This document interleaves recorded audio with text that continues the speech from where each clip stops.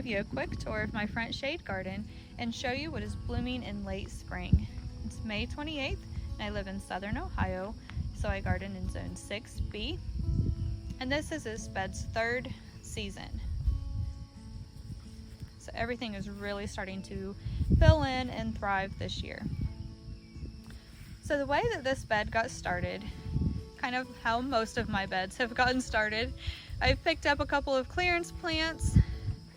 They were some shade hostas and some heuchera, which you can see one of those heuchera is right there.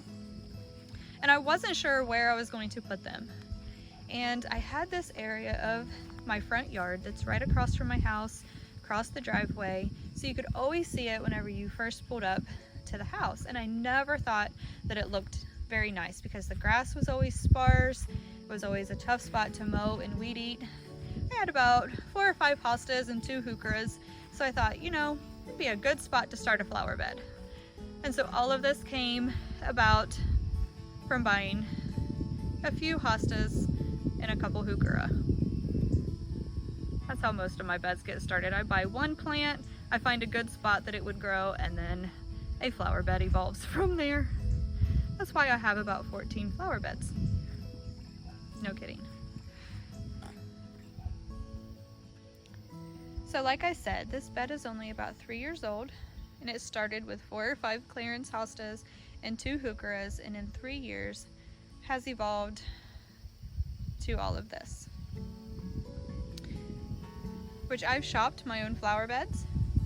So I've taken divisions of a lot of hostas that I have in other areas.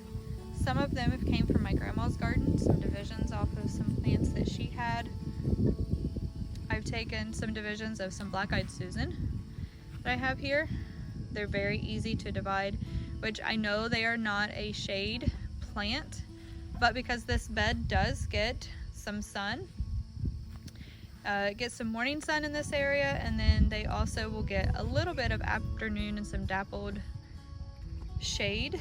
They will get some little bit of sun in the afternoon and dappled shade, and they actually bloom here and they're looking really good, which is kind of surprising because typically you think of black-eyed Susans being in the shade, but they're actually doing well here in this bed.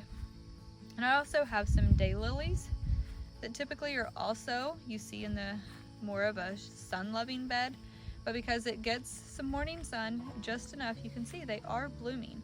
So if you get out to your flower gardens, especially if you're wanting to start a new area, check and see where the sun hits those beds at different times of the day, and you may be surprised that you can get by with planting flowers that will be colorful and help you add some colorful to your garden, because there's not a lot of shade loving plants that bloom really well, at least not that I've been able to find. And some heuchera, I felt this is a wild berry heuchera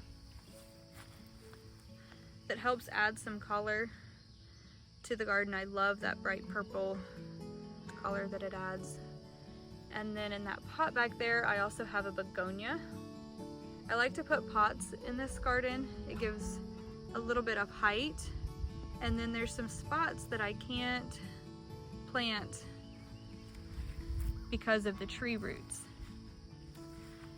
So if I put a pot there, I can still fill that area in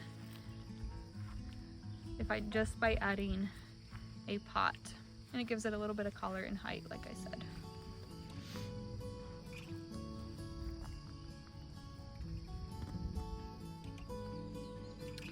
Another plant that I love for this flower bed is lamium or dead nettle.